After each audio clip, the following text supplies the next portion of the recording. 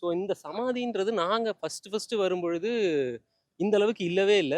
வெறும் ஒரு மணல் காடா மட்டும் தான் இருந்தது. அவருடைய சமாதி மட்டும் தான் இருந்தது. இப்போ இன்னைக்கு 1 வருஷம் நிறைவடைஞ்சிருச்சு. இவருடைய சமாதி அப்படின்றது ரொம்ப பெரிய ஒரு கட்டமைப்புல, ஒரு பிரம்மாண்டமான ஒரு கட்டமைப்புல அமைச்சிருக்கிறாங்க.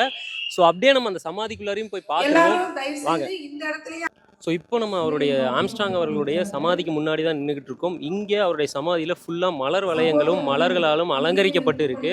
அதே மாதிரி அவருடைய ஃபோட்டோவுக்கு பூ மாலைகள் எல்லாமே போடப்பட்டிருக்கு. பூ மாலைகள் மட்டும் இல்லாம, இங்க கொஞ்சம் வித்தியாசமா பேனாவ வச்சு மாலைகள் போட்டிருக்கிறாங்க. என்ன காரணம் அப்படின்னா, அவருடைய எழுத்து சிந்தனையும், அவருடைய சிந்தனைகளையும் வெளிப்படுத்துறதுக்கான ஒரு ஒரு வெளிப்பாடா தான் இந்த ஒரு பேனாவுடைய மாலைய வந்து போட்டிருக்கிறாங்க. அதே மாதிரி அவருக்கு பிடிச்ச மாதிரியான இனிப்பு வகைகள் இருக்கு. அதே மாதிரி அவருக்கு பிடிச்ச மாதிரியான உணவு வகைகள் இது எல்லாத்தையுமே படைச்சு அவருக்கான ஒரு சமாதிக்கு முன்னாடி எல்லாத்தையுமே வச்சிருக்கிறாங்க.